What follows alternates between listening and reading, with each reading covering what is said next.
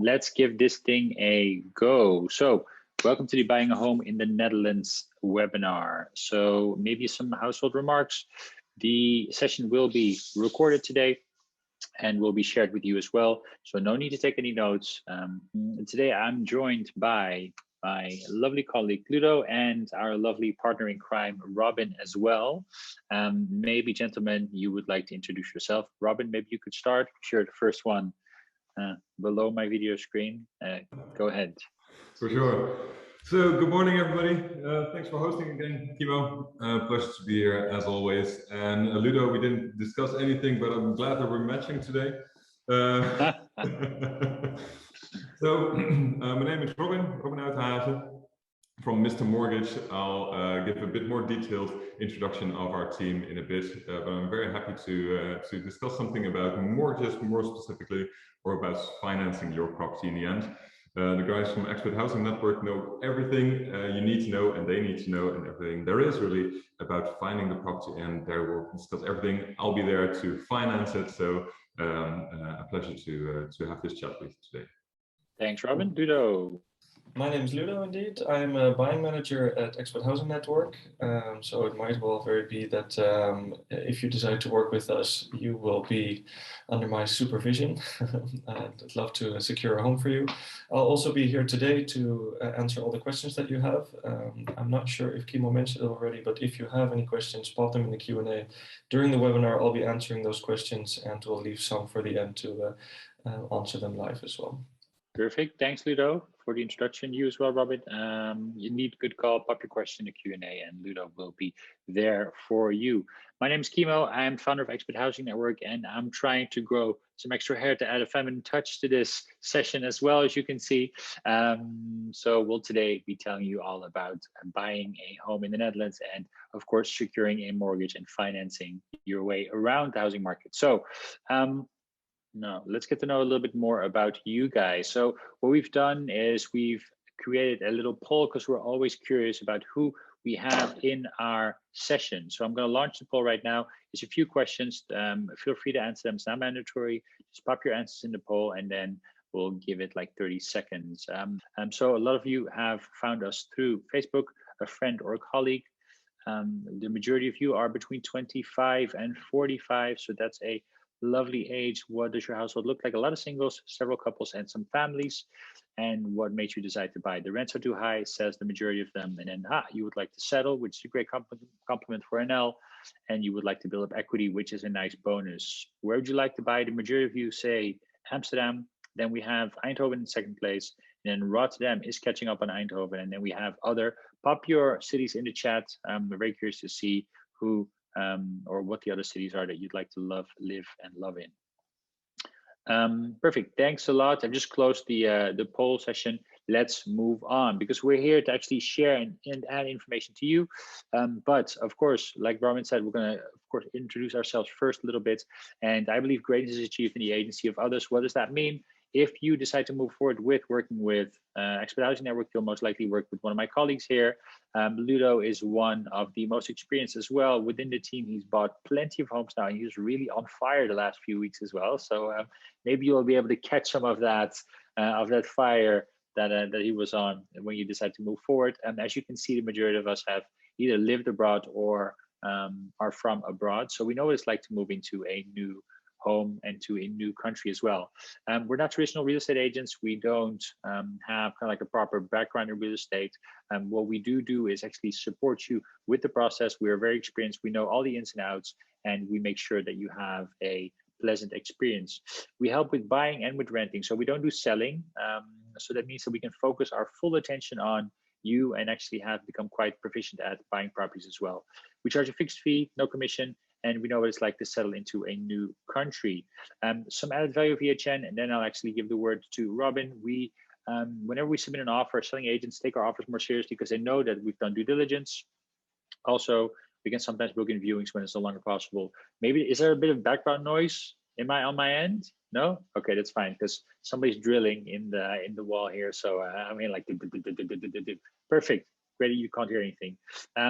We support, of course, by reviewing Dutch and legal contracts. and we can book in viewings when it's no longer possible. Also, we help define the market value through market data, a very important one, and we'll inform you about rules and regulations. Then we make sure you don't make the same mistakes that we made, or especially that I made when I initially bought my home 6 or 5 years ago. And I made plenty of mistakes back then, and I wasn't in the business. Robin. Yes. Well, there's the wonderful team of Mr. Mortgage. The second from the left, obviously, is myself. I'm joined by my wonderful team of Cesar Diamas, one of the financial specialists, as well as Uskan. Uskan is kind of our mortgage wizard, if you will, our mortgage Google, however you want to put it. He knows everything and all there is to know about mortgages. We obviously as well, but he is kind of the thriving engine to take care of all the applications. Cesar and myself are the financial specialists when it comes to having chats with you and advising your mortgage and guiding you through the whole process. A lovely Eagle, Egle is, we call her Eagle at the office, but Egle is our marketing expert, and well, she helps us through everything and set up things like this as well. So that's our team. What we do differently. All of us have experience at different banks that we work with, but all of us kind of experienced that we weren't really able to give the service that we really wanted to give our clients, because we take a couple of steps more than a regular bank or a regular financial specialist. We like to guide our clients through the whole process of buying and financing a property. Of course, buying is and finding the property and negotiating. That's the realm of Expat Housing Network, but it's a symbiosis really. So we work together very closely to make sure that everything goes as smoothly as possible. And that's in the end the thing to do, to have a guide through the kind of maze what it can be of this world. Now, this is what we really get excited about. We work with a variety of banks, all independently from them, so we can always find the best option for you specifically, because we're independent from anybody. We only have you as our focus point, and that's what we very much enjoy, to give the personalized service to find the solution for your home buying issue that you need, really. So that's what we get up for every morning, and that's what gets us excited. So that's pretty much us. Perfect. Thank you very much. Like I mentioned before, today's goal is to add value to you. So we believe in sharing information freely. So if you have any questions, again, pop them in the Q&A. Ludo will try and answer the majority of them, and maybe we'll keep some questions for the end as well that we can answer publicly. What is good to know? First of all, National Mortgage Guarantee. So maybe let me share a little bit more about the National Mortgage Guarantee.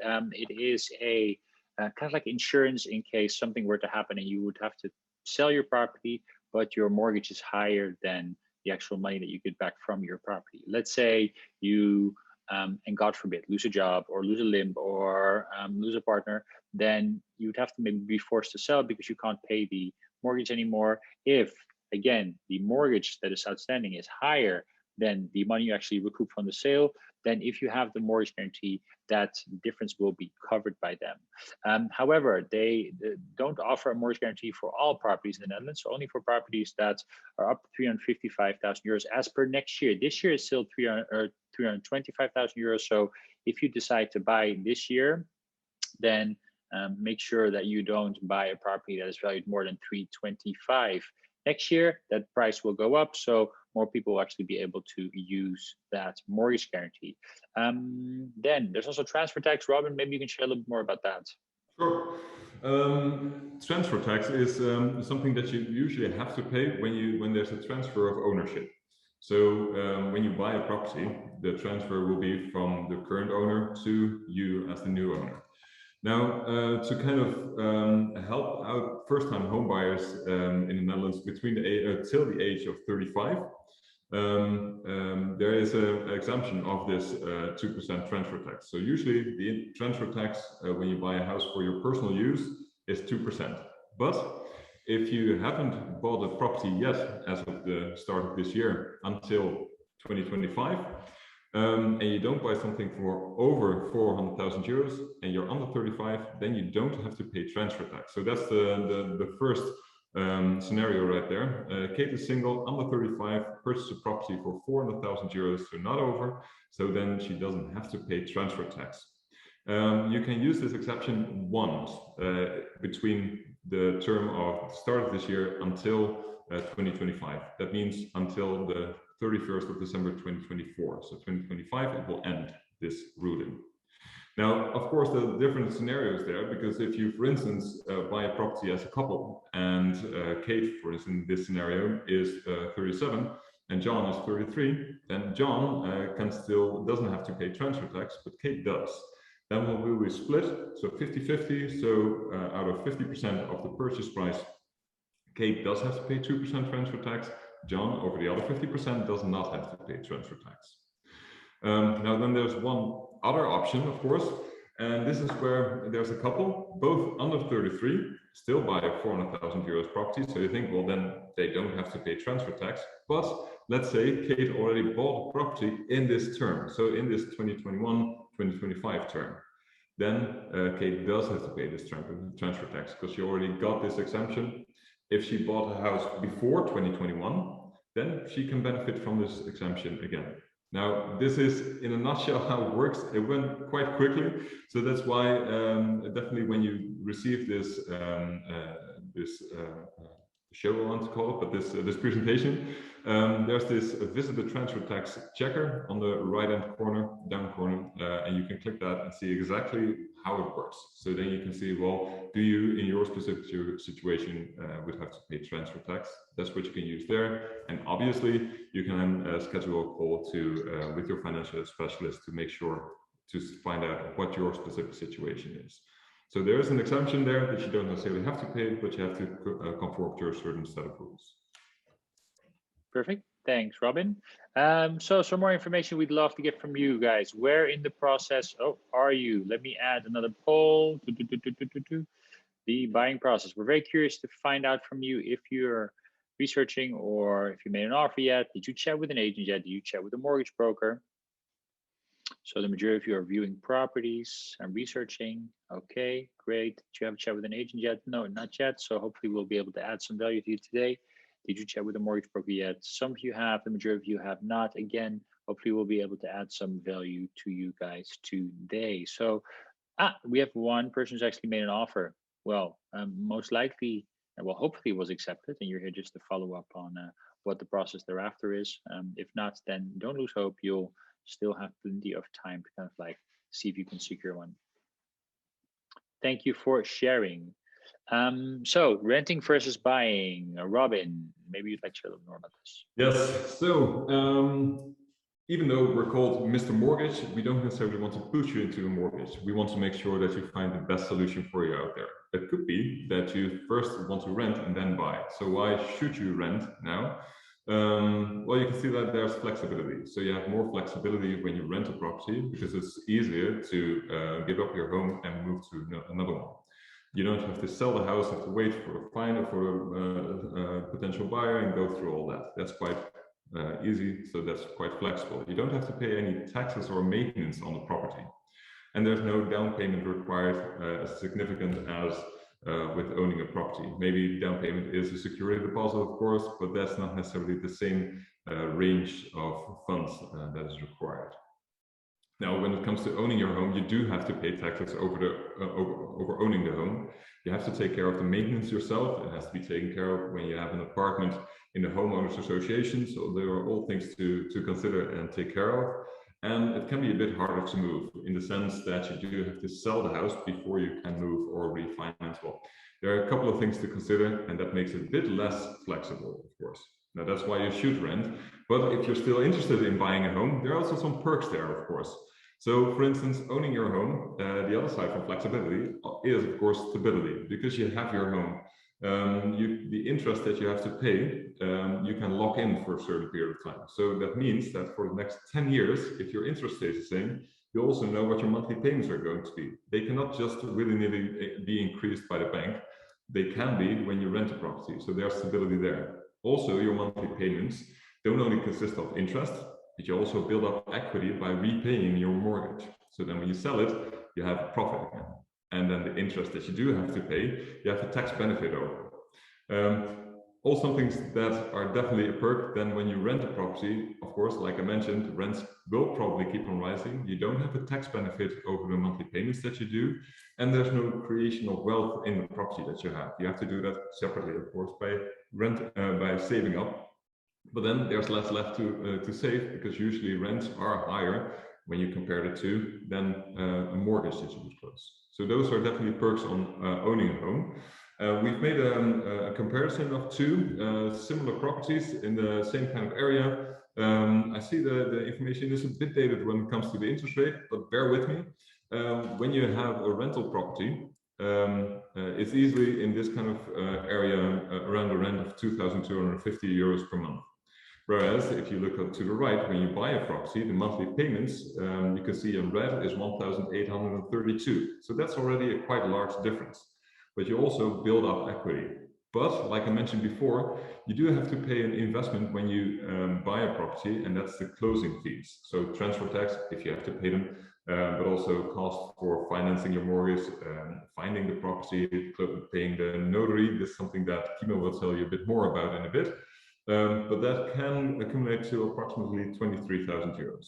But if you compare the two, then the kind of break-even point is in about 15 months. So let's round it up to 1.5 years. So then after 1.5 years, it would financially make more sense to buy a property rather than to rent. But actually, when you really want to have the profit from it and benefit from buying versus renting, take about, let's say, 3 to 5 or more years. And that's why we set up this. When you have a mortgage of 525,000 euros with an interest rate of 1.58, right now it's approximately 0.2% lower. But then after 5 years, you build up equity. So you have a creation of wealth, in this case, approximately 71,000 euros. Now, this is definitely also one of the perks of buying a property rather than rent a property. And that shows you that after that years, what you accumulated in wealth and equity in the property. Perfect. Thanks for sharing, Robin. Very, very insightful. The market. So here you see like the little graph of the market, and 2021 we'll see an even steeper increase. A lot of people ask us, what is a good time to buy? Is it a good time to buy or not? Is the market kind of like at its peak? And then I tell them, look at the context first, right? So what caused the price to increase? Fiscal benefits is probably the most important one. The government has made it very attractive to own and to buy a home. First of all, the tax exemption Robin referred to earlier. You don't have to pay transfer tax or a little less transfer tax if you meet the criteria. What we're seeing is that all that money is now being put into the offers. So that drives the price up a little bit. Interest rebates, so the mortgage interest can be deducted of your taxable income at the end of the year. So again, that makes it very attractive to kind of like borrow or get a mortgage, because you'll pay less in interest. Also, no capital gains. When you sell your property, you don't have to pay any taxes over the profits there, so you can invest it back into the market. Tax-free donation to kids. So parents are allowed to donate kind of like up to 100,000 euros tax-free to their children if they actually invest it into a property. So again, all of these things make it very interesting to buy a home, and old money actually goes back into the housing market, so that drives the price up. Don't forget low interest rates. Robin just mentioned that as well. It's very cheap to borrow money. It's not free, right? Don't forget about that. It's cheap, but it's not free. And then you have the high rents, which are driving more people towards the buying market. All of these things combined create a higher demand, but supply is lacking behind. And I do think that supply is not the main issue here, because you can build more properties, but if it continues to be very attractive to buy a home, then I think that it will take quite a while before we see the market slow down. So I think that if the government were to do anything about the supply and demand, it would be to kind of like make it less attractive to like buy a home or own a home. I do, however, think that that's not going to happen, because we have a very liberal government, which means that their constituency consists of homeowners or home buyers. So I don't see any changes anytime soon, which will mean that next year, probably the year thereafter, and maybe even the year thereafter, the prices will likely increase. Of course, if I would have a glass ball, I would probably be on a beach and sharing this information with you. So don't take technically my word for the long term, right? Short term, it's been backed up by the banks, because they've actually released reports saying that next year, most likely the price will increase.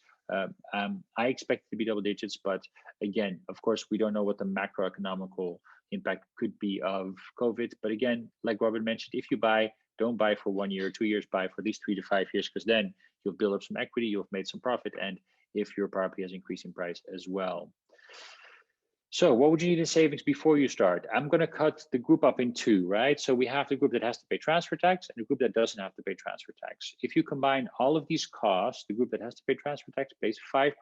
If you don't pay transfer tax, you pay 3%. So what we've done here is made a little overview.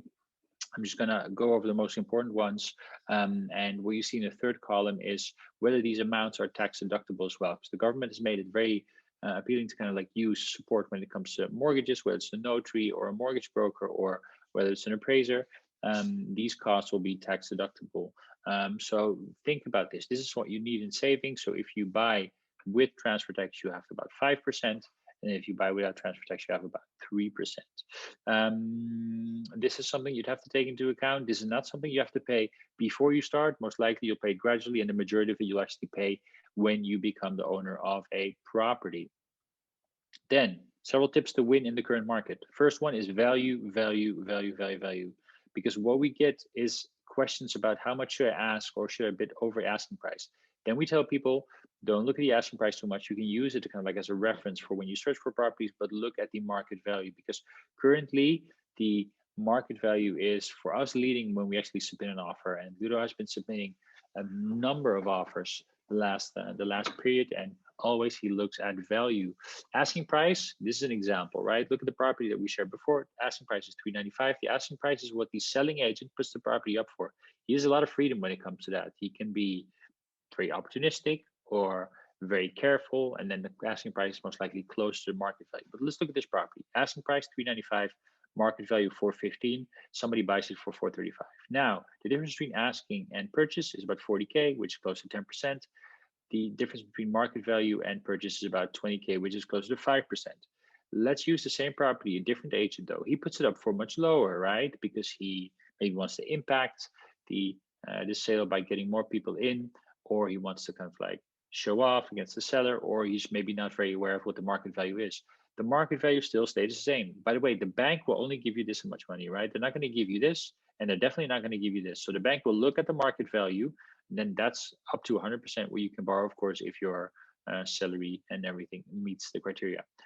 However, if we use this narrative, then suddenly people are buying the property for 16% more, because the purchase price, let's use it like the same as in the previous example, is no different. But now the difference between asking and purchase price is 60K, which is 16%, but the difference between market value and purchase price is not different. So have a look at the market value. Maybe Ludo, you can share how we actually define the market value, because you've become quite a pro at it. Sure. Well, we actually do quite the same that an appraiser is going to do. However, I'm not an official appraiser, so I can't wear that hat. But we use the comparable method, and that pretty much means that we use properties who have been sold in the same area within a time period of now and maximum a year back, with the same square meters, same finishing, well, a few other factors that are comparable. We look at their price per square meters, their purchase price per square meters, and well, take an average looking at all the factors and multiply that with the square meters of the property that we would like to purchase. There's always a range that comes out, just like I will have a range. An appraiser will normally also work with a range. If you ask 10 appraisers, they will all come with different values, but we try to pinpoint it as much as possible to get the most specific market value as possible. And then we forget the asking price. We don't look at that anymore. We just base our offer on the market value. Perfect, thanks. That was a crisp and sharp explanation of how we get to the market value. By the way, one of the reasons why we joined forces with Expat Mortgages for this webinar as well is that, oh sorry, Mr. Mortgage, oh my God, that was a Freudian, Robin didn't hear it, that's good. Mr. Mortgage, is that we think that they are doing a really good job at securing finance for you. And what I always like to say is that a bank, if you go to a bank, which some of you will have, is they'll try to sell you the products that they have, right? So they may have 2 or 3 mortgage products. Robin already mentioned they have a range of products. So the bank is more kind of like your old-fashioned retail shop. The guys from Mr. Mortgage are your independent mortgage broker, and they are more like your how would you say that? I would say personal shopper, stylist. They know what you're looking for. They want to make sure that you're happy with what you're buying, that you understand what you're buying, but they don't care where you buy, right? Because in the end, the best purchase is the best mortgage that works for you.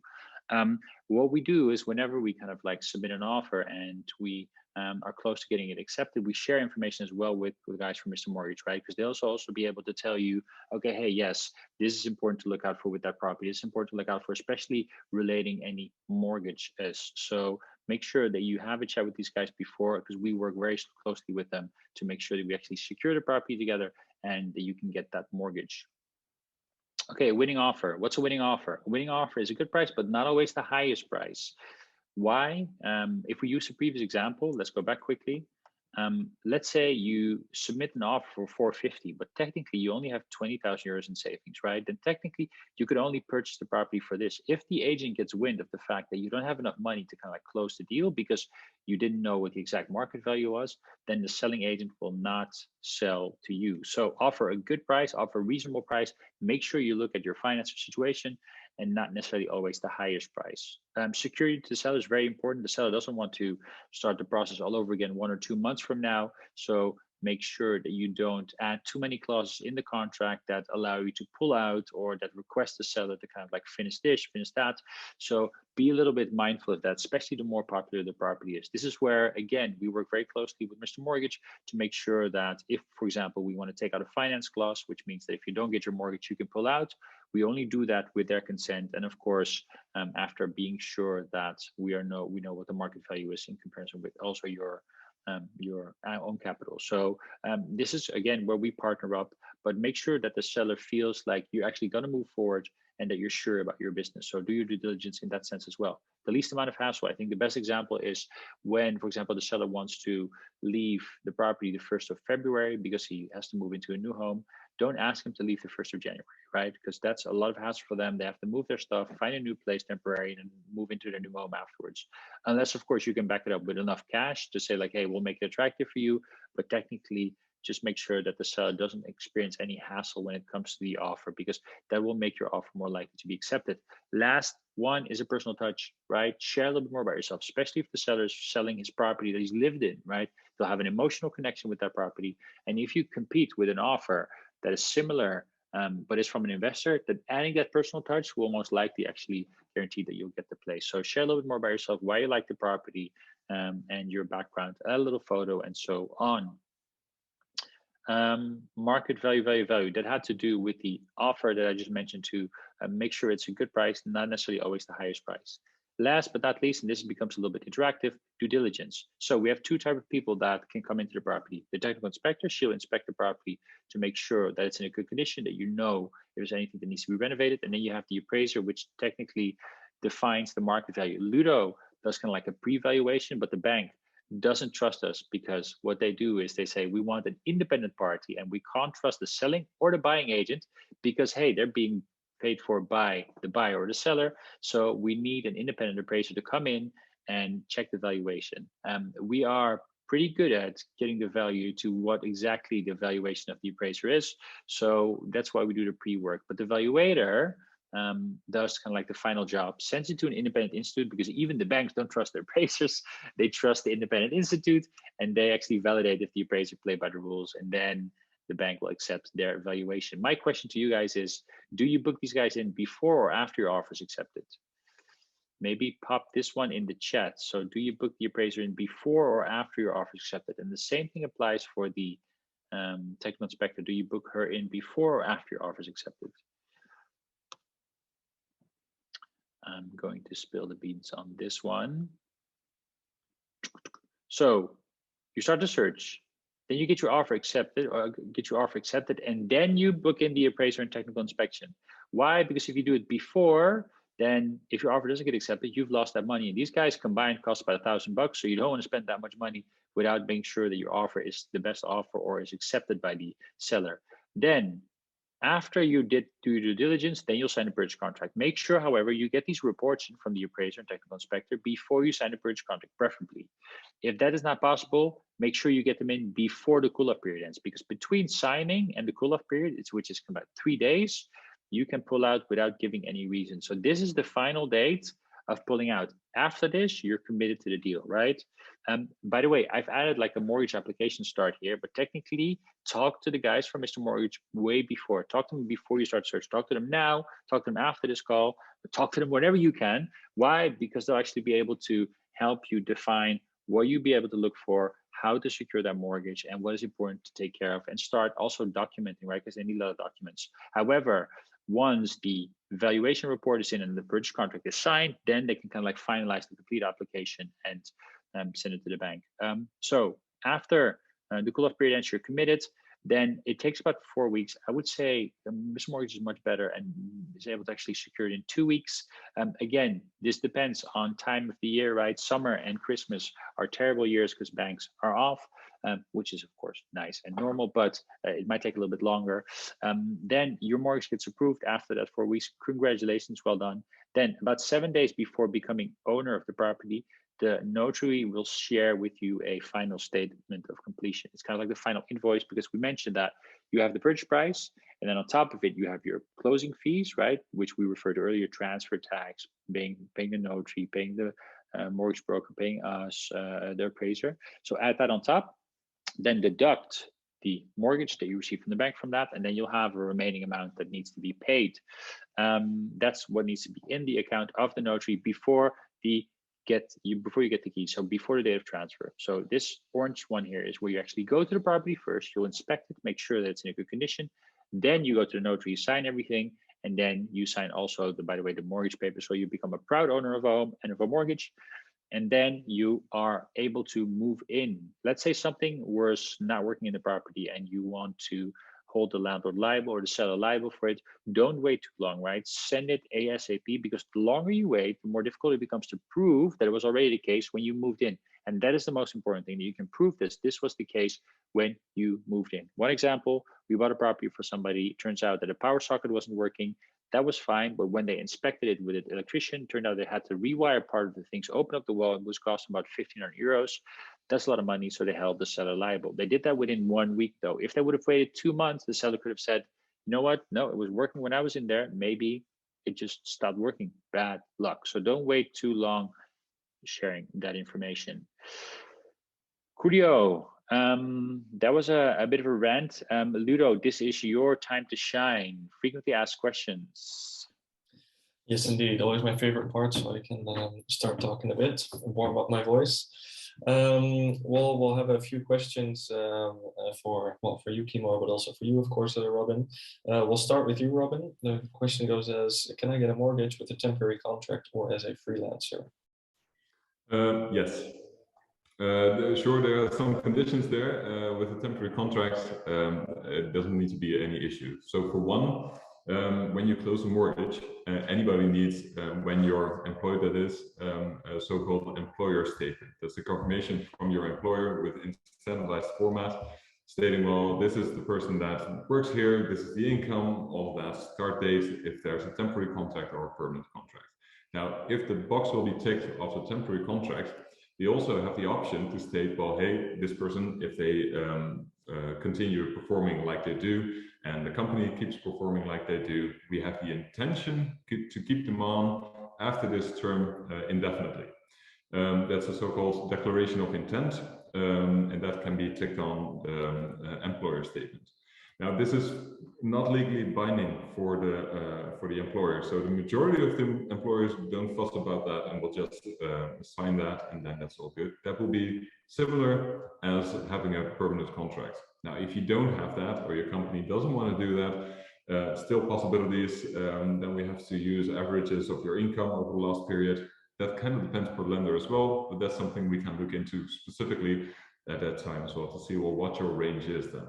Now, being a freelancer or as a business owner, that's pretty much the same. Then we will look at the history of your company. So what you would be able to read on the internet is that you have to have at least 3 years history of your company. That's not necessarily the case. At least 12 months. So 1 full year, 12 months, you would have to have a history regularly to be able to close a mortgage on your income. That kind of makes sense, because they want to know for sure that you as a business owner can proceed with the earnings that you have. So not only for 1 or 2 or 3 months, but for a longer stretch of time. So at least 12 months, preferably 3 years, because then there's a longer stretch of time that you can show, well, I'm a good business owner and I have some increasing inflow of the profit, of course. So that's something to assess. So different options there. Definitely possible to close a mortgage with a temporary contract as an employer or an employee, that is, or as a freelancer or a business owner. Yeah. Thank you for that. Moving on to you, Kimo. Can you tell us what happens if you want to leave the country after several years? I can. There's actually 3 options. You can keep your home, but have the mortgage cost, right? So you're actually allowed to have a home here while you live in another country. You can also rent out your home, but you need permission from your bank. I know this is a question a lot of you might ask, because who knows where you'll be 4, 5, 6 years from now. And if you rent out your home, you may have to make sure you have permission from your bank. If you rent it out for a temporary period, so for a year or 2 years, it's more likely the bank will give permission, but it's not a given, right? So always figure out if that's the case. Otherwise, you might have to change the type of mortgage that you have. Also, the last thing you can do is, of course, sell your property without any penalties. So you can pay off your mortgage if you sell your property without any penalties. And again, like I mentioned before, there's no capital gain tax. So any profit that you make on a property, you can put in your pockets. Perfect, thank you.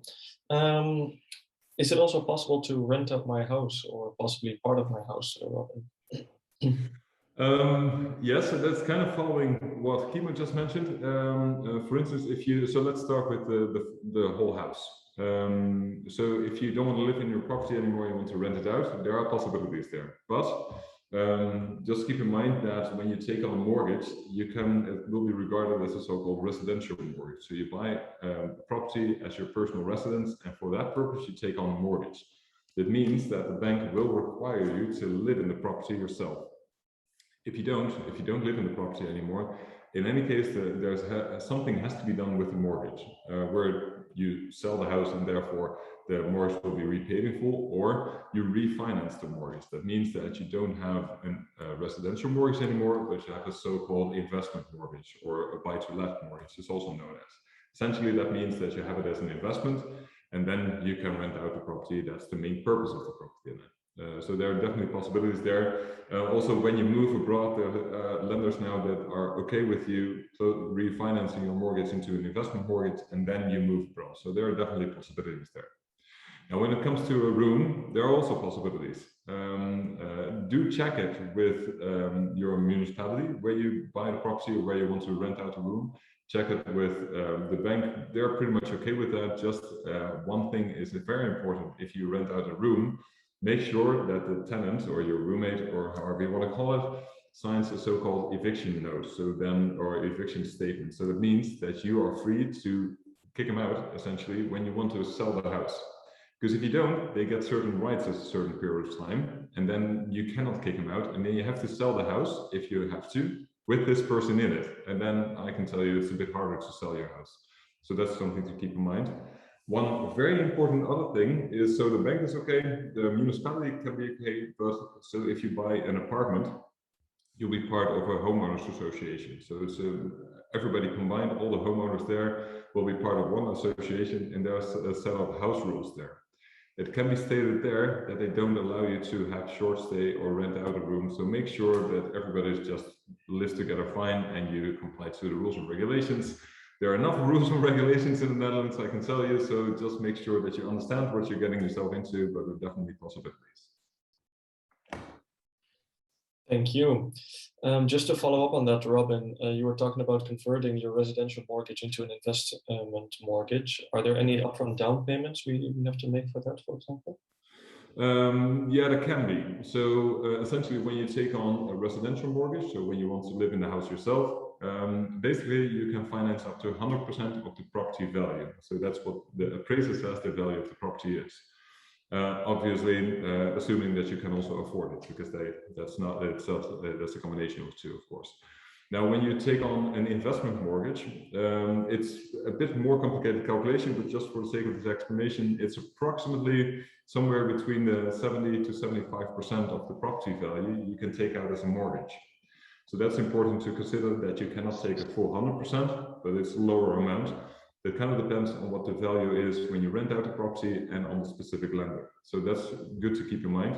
If you want to change over from your residential mortgage to investment mortgage, usually you already repaid something on your mortgage and the value has increased, so you get to that amount sooner. If you buy it right now, then consider that you have to input at least, let's say, 25 to 30% of the value of the property. Okay. Thanks very much for that. Well, we'll have a question for both of you. We'll start with you, Kimo. What impact will COVID have on the market in regards to housing? And what kind of impact did it have? Maybe that's also a good. Yeah, good question. So when it started, of course, there was a lot of insecurity, right? We had even some clients that pulled out of their deals because they weren't sure what was going to happen to the market. That actually quickly rebounded. And in the summer of 2020, we saw that a lot of people kind of like flock towards the housing market because after a lockdown, you suddenly become very aware of having maybe less space than you want to, or wanting to move out to an area where there's more green, or name it, right? So we saw that increase there, and that actually never left. So there's still a very big kind of like demand on the housing market. I'm not sure if nowadays COVID still has a lot to do with it today, because, well, the measures have been normalized to some extent. I don't expect us to go back into a lockdown again, but who knows? Winter's coming, right? So if you're fans of Game of Thrones, we'll see what happens. But I expect the demand to kind of like stay the same or even increase a little bit, but not actually linked to the COVID regulations, but more linked to the actual fiscal benefits that we talked about a little bit earlier. I think the majority or the peak we've seen at the beginning of this year and the end of last year, and I think now people have kind of like either decided to move out already, or I don't think it's now, the decisions now are no longer necessarily impacted by COVID. However, we don't know, of course, what's going to happen, what the future will actually look like. We initially saw people move out of the city. Now we're seeing them move back into the city again.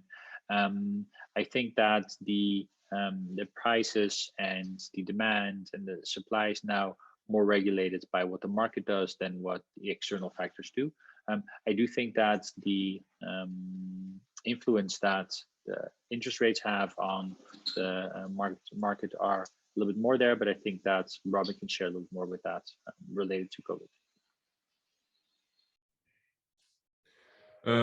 Yeah, that's true. The interest rates have a big influence on the housing market, I think, right now. So the interest rates are very low. It's something that you'll hear and read everywhere. They're historically low, maybe even hysterically low, but definitely historically low. They have never been this low, and we don't know what it's going to be. Just the same as Kimo, I've lost my crystal ball a long time ago, unfortunately, so I don't know what's going to happen for the foreseeable future.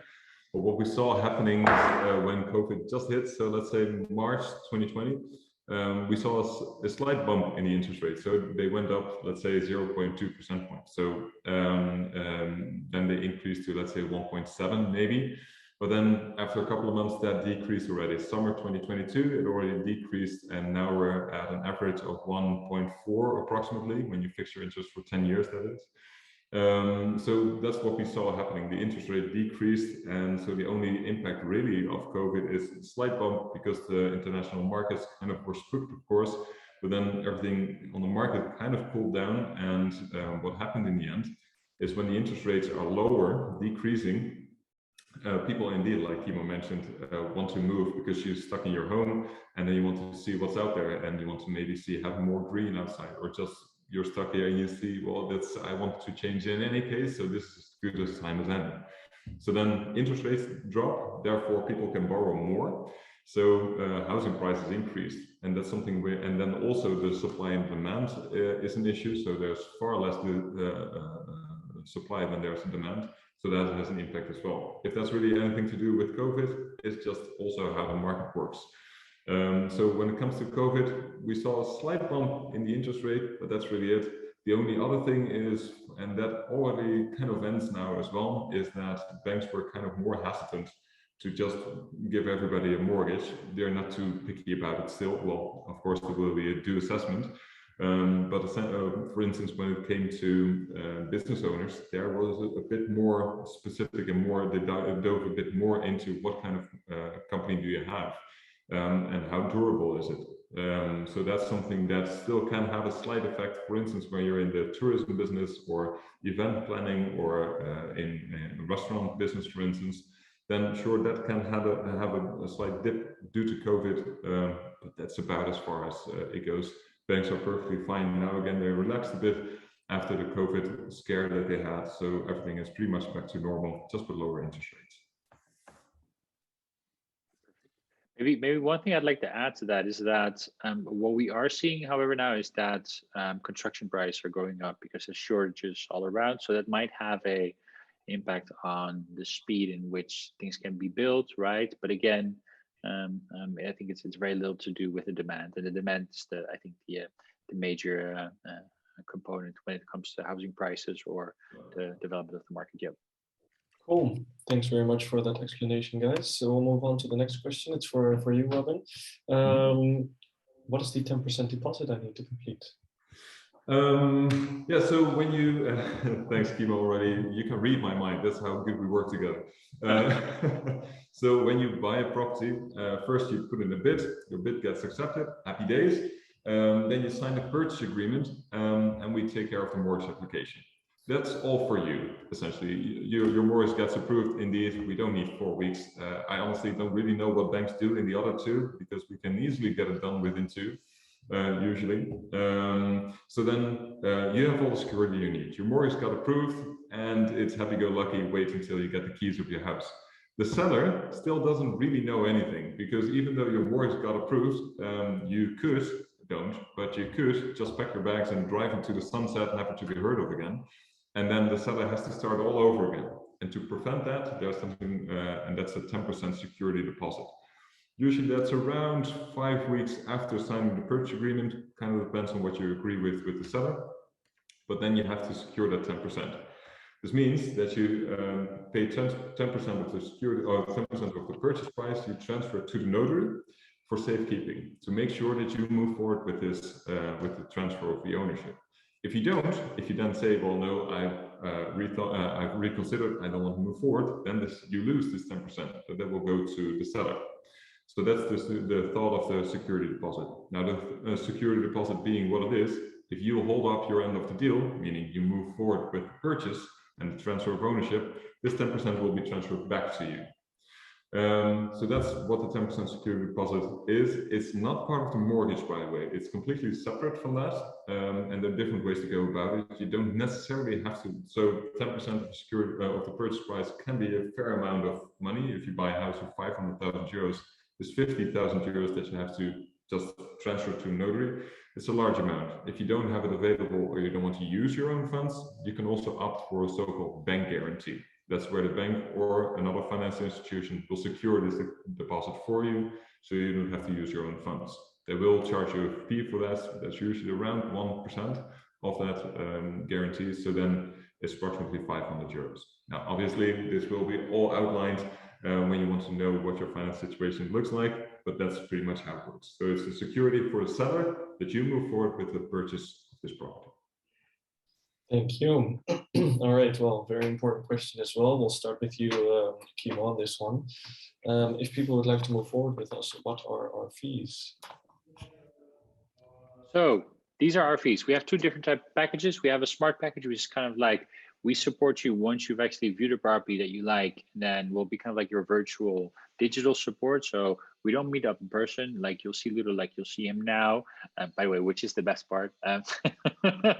And you'll be able to get our support with defining the market valuation, getting the property reviewed, all the property documents, making sure that we submit the right offer, reviewing all legal documents thereafter, so the purchase contract, transfer deed, make sure we book third parties in, like notary, appraiser, technical inspector, and make sure you're ready for that transfer. Then we also have a complete package, which is kind of like everything in the smart package, but we schedule viewings and we attend viewings and we attend the inspector, the notary, and so on. So we'll be there. It's much more like a companion package in that sense. And that's why the difference is a little bit more in price. So smart, we charge 2,500 euros, including VAT, no hidden fees, no hidden charges. This is what you get. Doesn't matter if you buy a property for 3 million or 500,000 or 200,000. Well, if you are able to buy a property for 200,000, then good luck with that, especially in some of the key cities.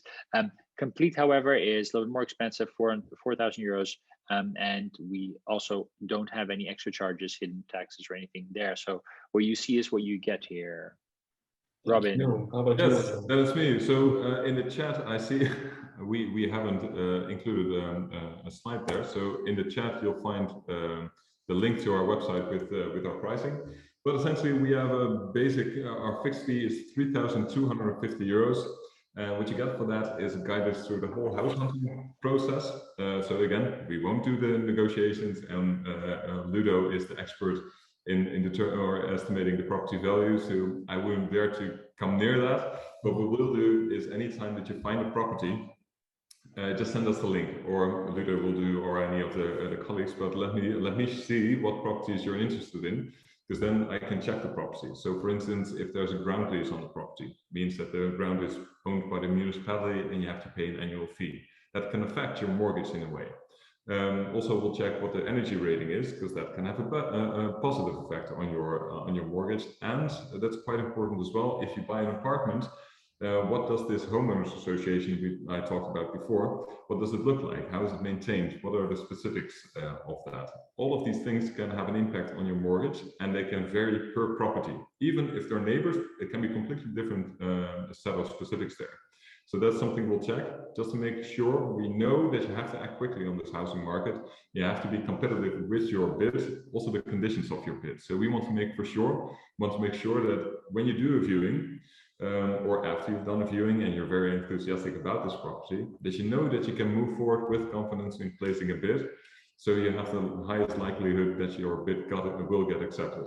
Of course, in the end, you do need a fair amount of luck there as well. But we want to give you as much positive vibes and options to win this bid. So that's what we do. Then obviously we'll take care of your whole mortgage application. Anything you have to sign will be in Dutch, but we'll supply translations. We don't charge extra for that, of course, because that's something already set up, and it is more than logical to set it up for you and share it with you. What else? We'll set up a financial advisory report, so you know exactly in what way your financial situation has changed, and what options are to mitigate any financial risks that you might be subject to. Usually, any insurance that you have to close, or you want to close, you don't have to do anything there. You'll have to pay a fee for that. We don't do that. We like to be as transparent and open and fair to you as possible. We already have all your information done, so it's just a couple of clicks away. So we don't charge you the regular 200 euros per insurance to do that. So we have a focus on you. So we want to make sure that you are well taken care of. So that's what we do. And then when you signed everything, also the mortgage deed, I know it's kind of a necessary evil, but then it's for 30 years. So we'll also be your point of contact for the next 30 years. So if you have any questions, anytime, you can always reach out. So that's pretty much what we do. Then one other thing, if you schedule a call with us, and then after that you decide to work with us within, let's say, a week approximately, we have an early commitment discount, so you get a 250 euros discount. So then our fee is a bit lower. So that's something that might benefit you there as well. So that's about us. Great. Thanks a lot. Thank you, Ludo, as well. So I'm going to ask the guests here for their feedback about this webinar. Ludo, maybe you'll have some more time to finalize the Q&A. But we're always curious to hear what you thought of this webinar. So do please feel free to give us a rating. Be Dutch, direct, brutal, and kind in that sense. If there's anything that you missed, let us know as well. If there's nothing in this list that you can select that you missed, then just pop it into the chat. How likely would you refer this webinar to a friend or a colleague? So we're getting some good scores in there. If you've scored us below a 7, then please let us know what you thought we can improve. Send us an email, put it in the chat. because we do value your feedback. Okay. So we're getting some 9s in, some 10s in, a few 8s, very little 7s. But technically, I'd be very happy to kind of like bring this report back home and probably get an extra pocket money from my parents. So that's always good. Not enough to buy a home yet, but we're saving. Dan, what would you like to get more information on the mortgage process and what is a winning bid? We have a weekly lunch and learn on Fridays. Sign up for that. We'll share more information about winning offers and a little bit more about what to do to actually win in this current market. And then again, when it comes to the mortgage process, reach out to guys at Mr. Mortgage. They have a free intake, no strings attached, where you can learn more about what it is they do and what you need to take into account. We try to keep this webinar not necessarily universal generic, but we did want to make sure that we add value to everyone a little bit. And when it comes to more specific cases, we're happy to touch base with you guys individually. So that was the session. Ludo, Q&A. Are there any questions left? Because I see you plowing away at those questions, which is really good. Any questions left? Oh, you're on mute. My apologies. There are indeed a few questions left. We'll start from the top and go down. I have a few questions from Sarah. We won't go over all of them. One of her questions is in regards to Haarlem. Just schedule a one-on-one with us so we can discuss your personal situation in regards to that. But some generic questions from Sarah for you, Kimo. What is your advice about buying a property in the Randstad compared to, for example, a little bit further out, and how are the price ranges in comparison? Yeah, good question. So I think for first and foremost, you need to figure out where you feel most comfortable. What do you see yourself doing around the property, but also just in your daily life, right? I know now that working from home has become more popular, that moving out of the city is more reasonable because you don't have to commute every day to work anymore. So have a look at that. In regards of pricing, it depends a little bit. So if you, for example, leave Amsterdam and go to Haarlem, you'll face kind of like similar competition. And even though the prices are a little bit lower there, they're still kind of like big city pricing. If you go to more rural areas or to smaller towns, then you'll find pricing decrease. It depends a little bit on where you're looking at, right? So the difference between rural from Amsterdam or rural from Eindhoven, rural from Rotterdam can vary quite a lot. So in Amsterdam, prices range from 5.5, 6 to kind of like 12,000 euros per square meter. In Rotterdam, you're already close to kind of like 3.5 to kind of like 7,000, 8,000 euros per square meter. Then if you branch out a little bit more, you might actually find more properties on the lower end of that spectrum. I've considered myself as well, right? I live in one of the major cities, and like the amount of space that we have here, plus I have a daughter, so I don't have a backyard at the moment. So I would love to kind of like move out and again go to different locations. But have a look at how you picture your life to be, how well it's connected. So what the public transport is like, what kind of like the facilities in the city or village or neighborhood that you're going to move to are like, because they have a big impact on your quality of life. I think that's first and foremost what you have to look into. And if you think that it would be nice to go to, I don't know, some small town or village outside of a major city, then visit it, go there, like have a look around before you actually, because a lot of people forget that this is probably one of the biggest purchases that you'll make in your life, right? So make sure you do your due diligence, make sure you understand where you're going to end up in, because like Robin said, there's a lot of upsides to owning a home, building up equity, not being kicked out by the landlord, but it's also something that you'll commit to for a couple of years. So don't rush into that decision and look into places where you could potentially live. Look on Funda what the actual supply is there as well, what the price per square meters are, and yeah, that would be my advice. Thank you for that. All right, well, we'll move up to you, Robin, for a financial question. If I have a property abroad, in my home country in this case, can I use it to increase the value of my eligible mortgage? No. Yeah, that's quick and painful, but no, that's not possible. The thing is that Dutch banks want to have security because the house will be the collateral of the property, right? It's the security of the loan. Sorry. So that means they only allow that when it's in the Netherlands. Only within the borders of the Netherlands you can use that. The only other way is, but that's a bit of a stretch. It kind of depends on where it is as well in a fashion, but you could potentially look into closing a mortgage on the added value that you have in that specific country to see if you can use that to have extra cash here in the Netherlands. But then that affects your financial situation as well, because that means that you have an additional loan.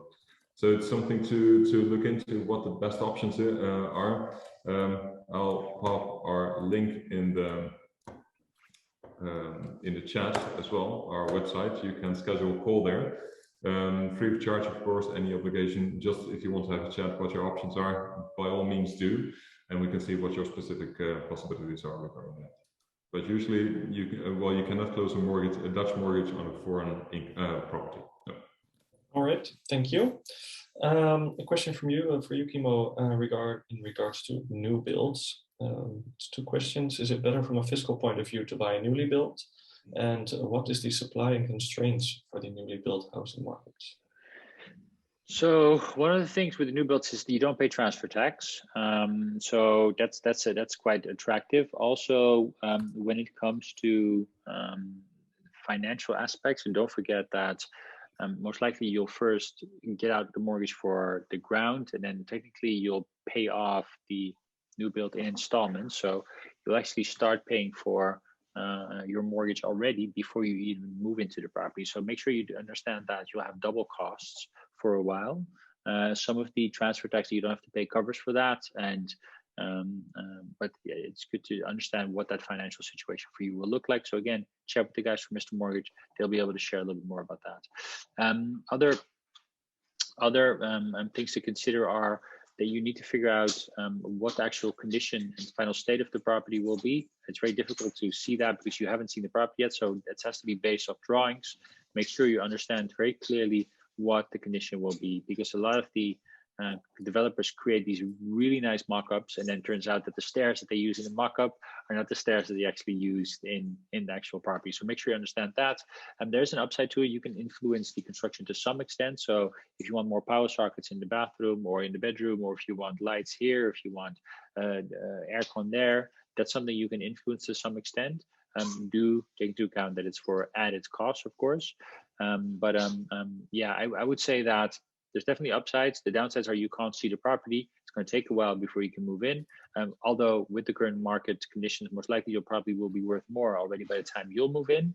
And what else? I think that a lot of the properties that are currently being built, especially in the major cities, where will be built on ground that is owned by the municipality, so you have to pay ground fees. Also double check with Mr. Mortgage what impact that has on your mortgage, and yeah, go for it. We definitely recommend it because the quality is normally better, and it's quite nice living in there. But you have to be able to see through the photos and see through the drawings and stuff like that, and feel comfortable with that. But it's definitely something worth considering. Cool, thank you very much. I actually just moved into a new build, and I must say that I am loving it for sure. I came from a very, very old building, and I have well, new love for new builds for sure. Question for you, Robin, from Manali. What is the mortgage rate difference between self-use and renting it out? If there is a specific. Yeah, very good question. There is a difference. So the interest rate so when you have an investment mortgage or investment property, you want to have a mortgage on it, there's a higher risk for the bank because you don't live in the property yourself. Somebody else lives in the property. That tenant has to pay you the rental payments. So there are more variables there. So variables gives insecurity. Insecurity gives a higher risk. So the bank will charge you a higher interest rate. Essentially, that's as simple as that. Now the average interest rate, like I mentioned, when you fix your interest for 10 years for a residential mortgage, is approximately somewhere between 1.4 or 1.5, depending on the lender and your preferences. When it comes to an investment mortgage, then it's closer to somewhere between 2.34, 2.4, let's say, and 3%. So it's pretty much double on what the residential mortgage interest rate. Now, one other thing, you have a tax benefit over the interest that you pay for a residential mortgage. When you have an investment property, there's no tax benefit. Essentially, the government wants to encourage you to buy property, and therefore you need a mortgage. So therefore, they give you this tax benefit. They don't want to necessarily encourage you to invest in real estate. So therefore, there's no tax benefit there. Cool. Thank you. Then we have our final question. It's a question for you, Kimo. I just said final question, and well, it always goes like that. Then we have a new question in there. So one of the final two. It's in regards to new builds again. Is it possible to buy land and build a house on it in the Netherlands? Yeah, it's definitely possible. Right now, I'm not sure if I would necessarily recommend that because of the construction situation. I think that you'll find it quite difficult to find developers, and then you'll find it quite difficult to find affordable materials at this point. So I would wait out that wave a little bit. So if you're comfortable enough to buy ground and maybe wait for a little bit of while to start constructing. But one of the things that I've always experienced with own project developments is that it always takes longer and it costs more money than you budget. So make sure you understand that you have a lot of space in your budget, right? Because and you have a lot of time as well, because you want to make sure that you almost check up on that project on a daily basis to make sure that it's actually delivered in the quality and the state that you actually wanted it in. So it's a big project. If you have the time, if you have the money, definitely it could be worth it because you can build something that is unique for yourself. But don't be fooled by the downsides of it, which could be extended construction, increased budgets, and so on.